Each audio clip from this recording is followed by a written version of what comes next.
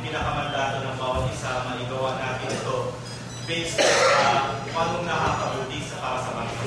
Para at the end of the year or at the end of our term, meron kami mga batas na naigawa para nakakabuti sa taong bayan, mga reviews na nagagawa kasi hindi nakapasyokin na mapagbatayan ng next assembly na makakabuti sa taong bayan. Ito yung pinaka-importante. Gusto ko pong i-recognize yung mga kasama natin dito sa assembly. Dumating na po si Assemblyman Romeo Sema. Siya po yung head ng Amendments Committee natin.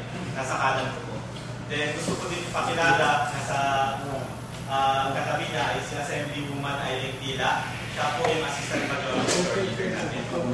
Then si Assemblyman Mahendra Matulon, Vice Chairman ng Committee on Amendments natin. Sa kaliwa ko, part po siya ng committee natin ng amendments. At sa kaliwa niya ay si Assembly. This is a creation of law. Itong RNA because of the Organic Act and the autonomous region was in the now itself. So we look at ourselves as complementing rather than competing with the MI, the MNF in proposing amendments if ever dadating kami doon. I would also like to inform our friends sa media na as Chairman of Education, kasama po ako sa Mindanao State University Board of Regents. And we can also actually the speaker's recommendation that all law schools and all colleges and universities within ARNF support the track of making the RNA understand if the Organic Act needs amendments, if any. So the law schools are invited to even provide us inputs, not just this technical working group. What we're saying is this shouldn't be an exclusive endeavor, but really a collective endeavor ng mga karamihan ng aming bangsang Morote, especially those with expertise such as law schools. Betterment and welfare of every council of people in the council. As to the amendments, 9054, as what I mentioned to the speaker a while ago, what we have in this chamber is a collective and a consensus form of amending the 9054. And from there on, adopted by the public consultations around at consider mo hindi o sabi ng isang from sabihin ng pagkakala hindi namin nasabihin na yan o sabihin ng pagkakala hindi namin nasabihin na yan o sabihin mo na nag-apply ng Bangsa opportunity na hindi na naaayos sa aming kagustuhan kaya magkakaroon po tayo ng public consultation sa mga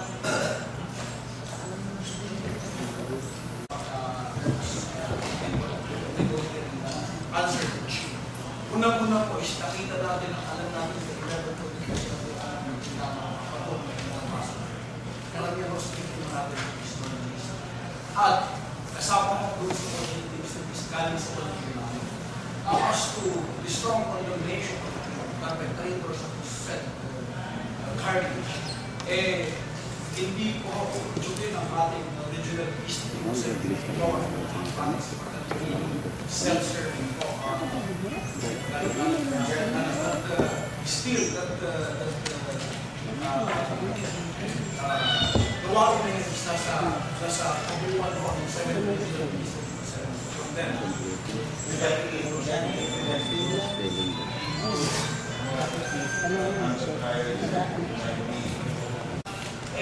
Hindi lang po, gusto ito ating nagalagal na mahal na po. This made a strong statement condemning the perpetrators of so I have the copy of that resolution offered by the President and the former Senator, who is now the Secretary of the DOTC, Secretary Marcos. I have the copy of the resolution.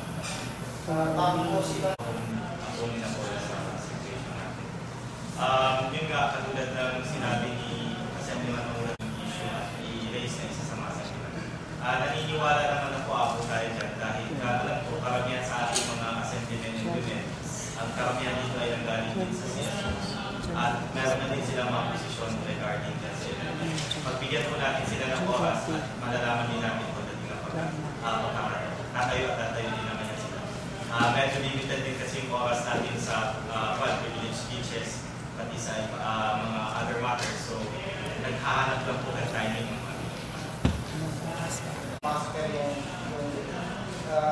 tinitingnan namin yung ngayon.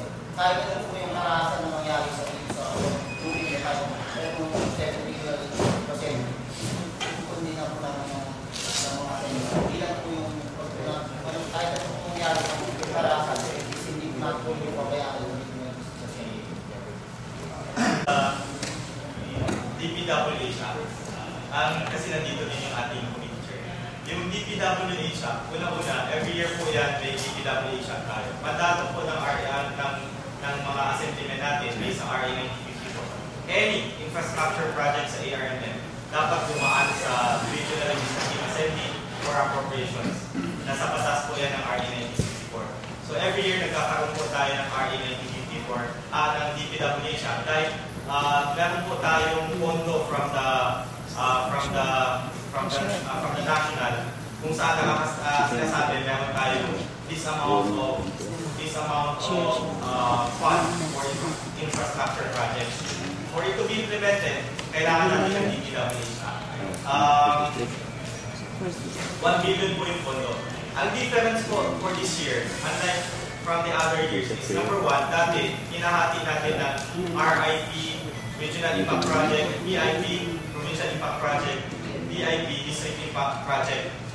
So binibigyan natin ng pagkakataon yung ating regional governor, yung provincial heads natin, pati district heads natin, maka-identify ng infrastructure projects sa tingin nilang nakakabuti.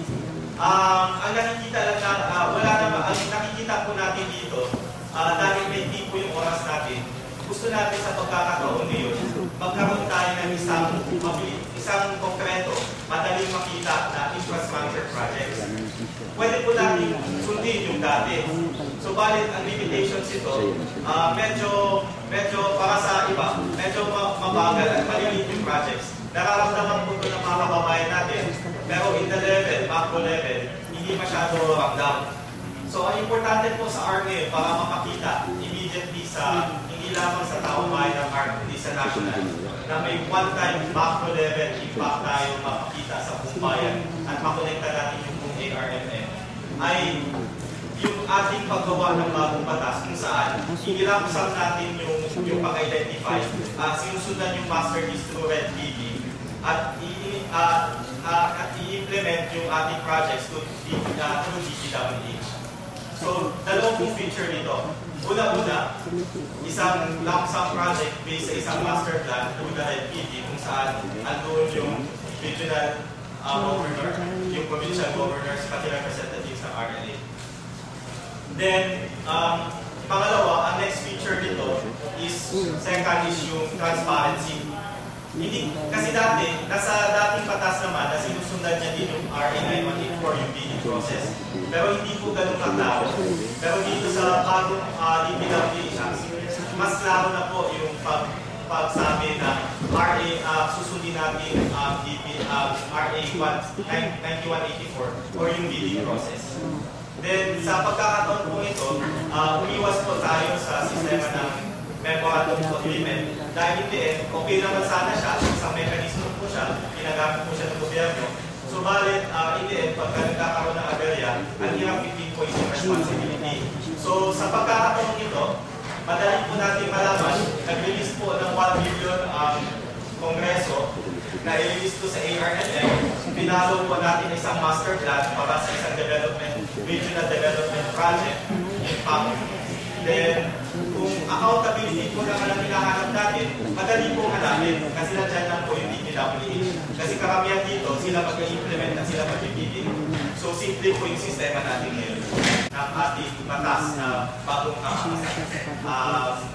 yung mga details, bigay ko po mamaya kay Assemblyman Nakatusi.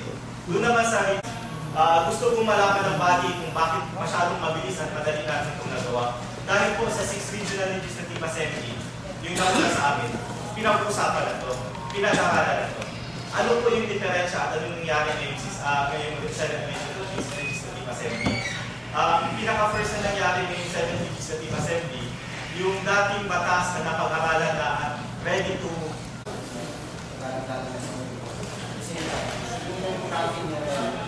kabuuan at pinag-aralan ng bawat yung batas. At pagkatapos ang kasunod